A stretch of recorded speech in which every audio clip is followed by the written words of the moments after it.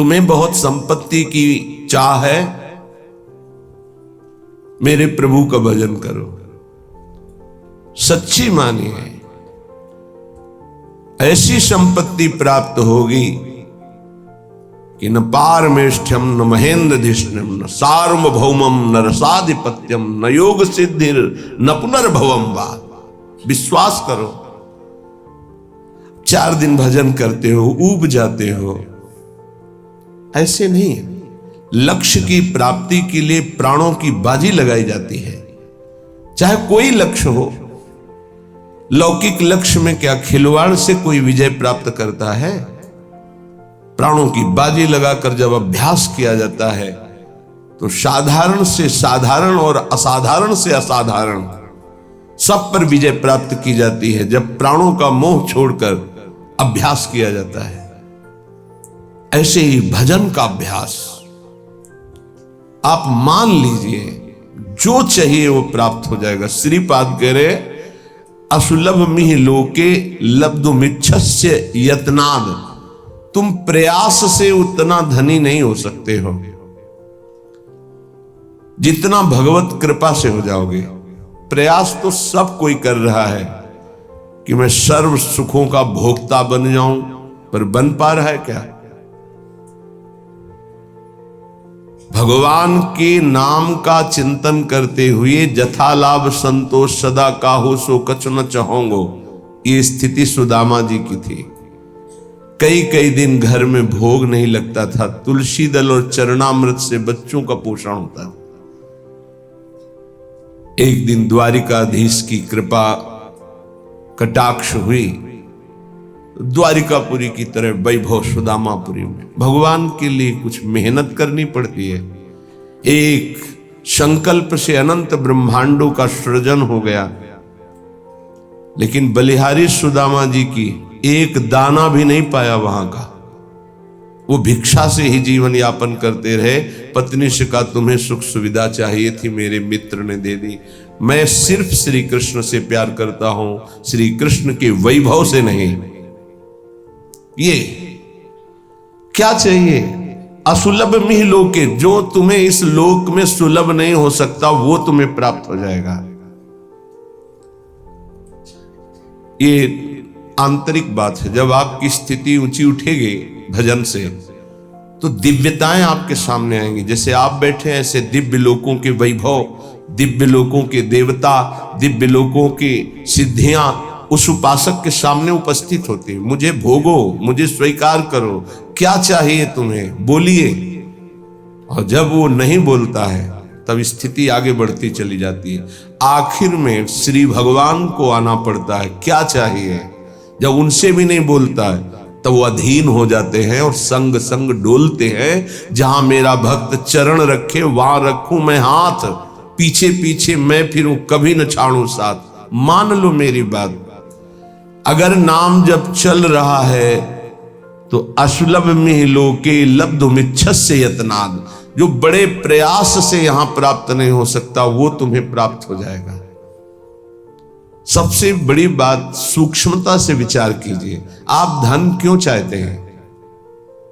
तो उत्तर आएगा भोगों के लिए। सीधी बात है। धन से हम मकान बना सकते हैं, हम सुंदर सुंदर भोग एकत्रित कर सकते हैं, कपड़ा लत्ता भोजन भोग सामग्री सब ठीक है। इन भोगों में सुख है, ये अज्ञान से आपने मान रखा है। नहीं तो ऐसे हैं, जितना आप धन चाहते हो, जो भोग चाहते हो, ये सब उनके पास है, लेकिन असंतुष्ट है। आपकी पहुंच नहीं है, इसलिए वो आपसे थोड़ी बताएंगे। अपने लोगों को पता है, जिन पदों की आप आकांक्षा करते हैं, जिन भोगों की आकांक्षा करते हैं, जिस वैभव की आकांक्षा करते हैं, वो वैभव है, वो पद है, वो भोग है, पर एकांत में रोते हुए नजर आए हैं। रोते हुए मान लीजिए, बिना श्री भगवान के भजन के तुम्हें कहीं विश्राम नहीं मिल सकता। अगर संपत्ति ही चाहिए तो 5 वर्ष के बालक ध्रुव ने, जब सुरुचि ने झिड़क दिया कि अगर महाराज की सिंहासन पर बैठे हुए गोद में बैठना है तो जा नारायण का भजन कर और ये शरीर छोड़ और मेरे गर्भ से पैदा हो, तब तू सिंहासन का अधिकारी होगा, सुनीति के गर्भ से नहीं। माता सुनीति ने उसी बात को पुष्ट किया, बेटा तू विमाता को कटुवचन बोलने वाली मत मान, वो मां है, ठीक कहती है। महाराज तो मुझे दासी भी स्वीकार करना अब नहीं चाहते। तू परम कृपालु भगवान नारायण का भजन कर, हरि का, और उन्हीं से अपनी चाह की पूर्ति कर। चाह थी मुझे परम पद मिले, परम पद अटल पदवी ऐसी मिली, सप्त ऋषि उसकी परिक्रमा करते हैं। ध्रुव जी की सप्त ऋषि परिक्रमा करते हैं, ऐसी पदवी प्राप्त हुई। क्या चाहिए? अपना कितना प्रयास कर लेंगे आप? हम ये नहीं कहते कायर बन करके बैठ जाओ, आप अपने कर्तव्य का पालन करें, पर नाम जप करते हुए जो चाहिए विश्वास कीजिए। अगर भगवान का भजन करते हुए तुम भगवत प्राप्ति नहीं कर पाते, भ्रष्ट हो जाते हो, तो श्रीमान कुलवानों के यहां तुम्हारा अगला जन्म होगा। परम पावन जहां वैभव ही वैभव है, जिन भोगों में तुम भ्रष्ट हुए हो उस भोगों की बाहुल्यता होगी, और भक्ति के संस्कार उन भोगों से वैराग्य दिलाकर अगला जन्म भगवत प्राप्ति करा ही देगा पक्का। दो प्रकार का जन्म होता है योग भ्रष्ट का।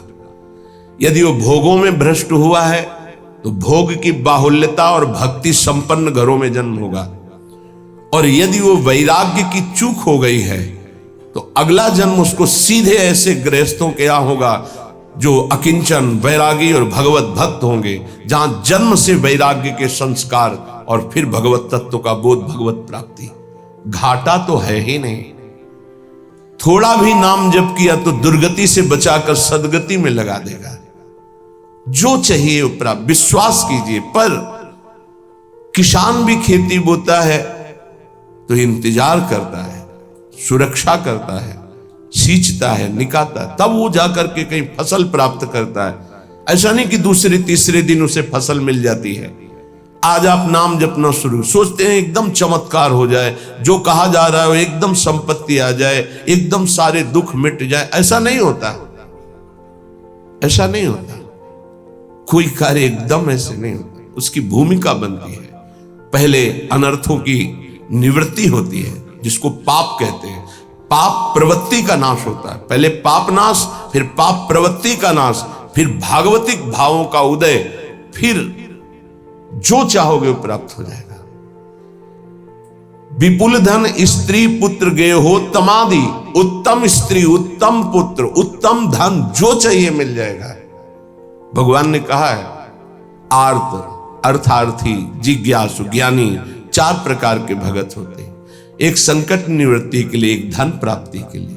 धन भी चाहिए तो श्री हरि का भजन करो और अपने कर्तव्य का पालन करो, और जैसे तुम्हें वो रख रहे हो वैसे राजी रहो। आगे चलकर जब इस फसल की अन्न राशि एकत्रित होगी, अर्थात तुम्हारे इस भजन का फल आएगा, तो निहाल हो जाओगे, इसी जन्म में निहाल हो जाओगे।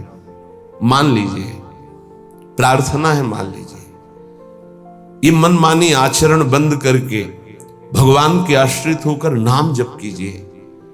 ये तुम्हारे गंदे आचरण, गंदा भोजन, गंदे विचार ये तुम्हारा नाश कर देंगे।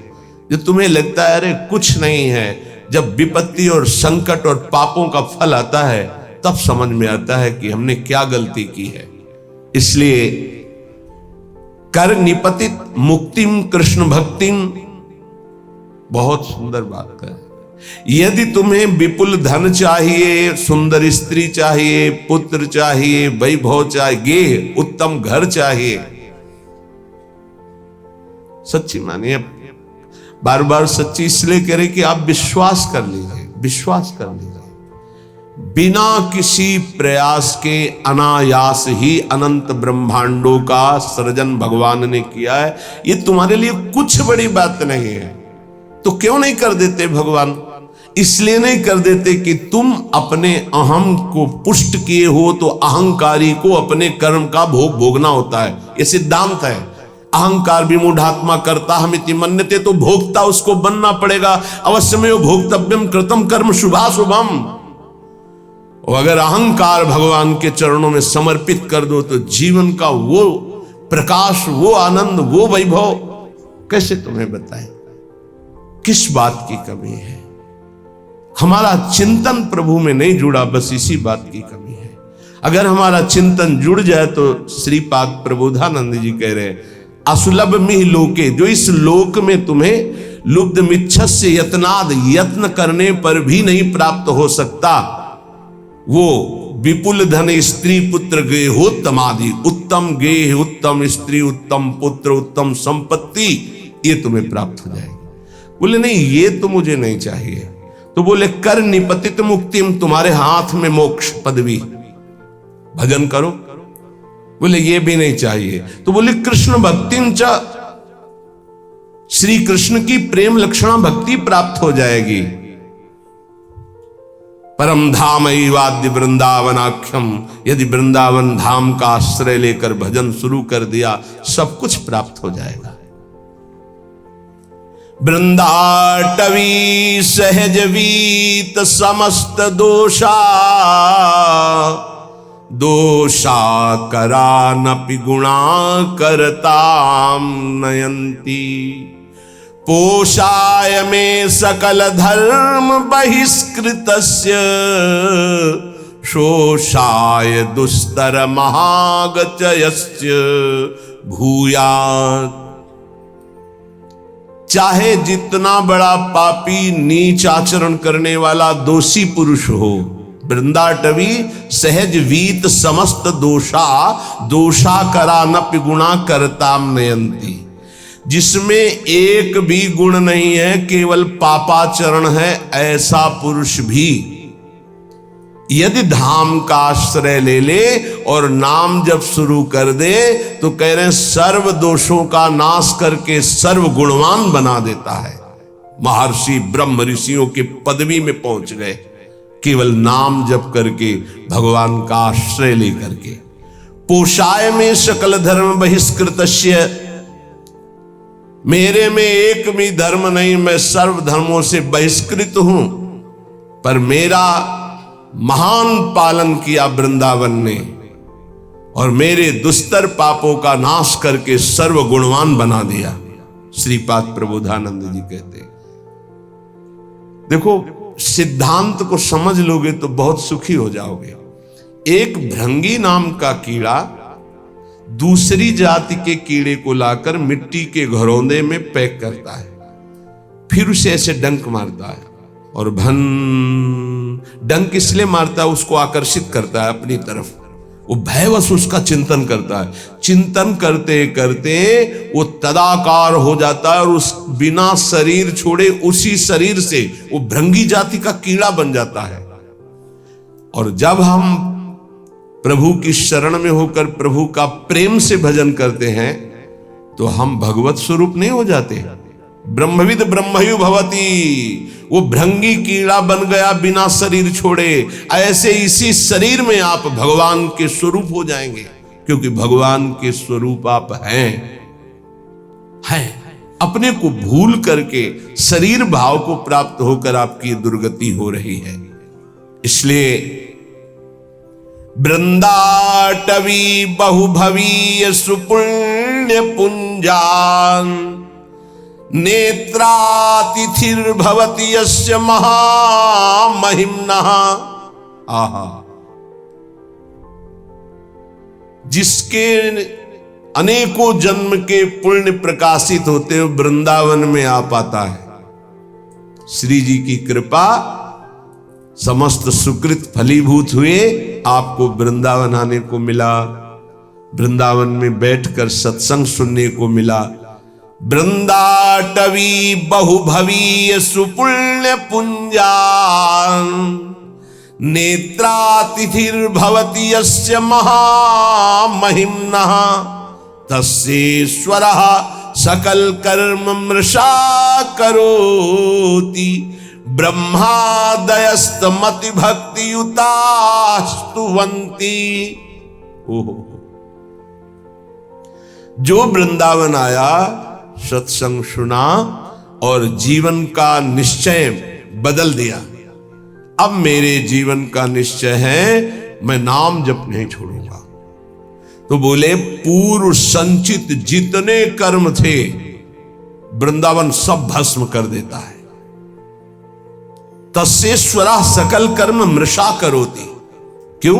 वृंदावन के ईश्वर बड़े दयालु हैं। वृंदावनाधीश्वरी और वृंदावनाधीश्वर श्री प्रिया प्रीतम, उनकी कृपा कटाक्ष से यहां आने वाले, यहां आश्रय लेने वाले, यहां भजन करने वाले समस्त पापों से, दोषों से रहित हो जाते हैं। और एक बात खास कह रहे हैं कि सकल कर्म मृषा करोति, आगामी जो कोई गलतियां हो जाएंगी उनका उनको दंड नहीं मिलेगा। ये बड़ी बात है। यही बात हरिवंश महाप्रभु ने कहा अपने शरणागत श्री विठलदास जी को कि तिहारे आगिले पाछले अपराध हरिवंश केवी। पाछले तुम्हारे जो हैं वो तो नष्ट ही हो जाएंगे, और आगिले अगर कोई हुए तो हरिवंश केवी, उनको हम देख लेंगे, तुम चिंता मत करो। कैसा भरोसा इन महापुरुषों के वचनों से प्रकाशित होता है। इनको छोड़कर अब कहां किसका आश्रय ले।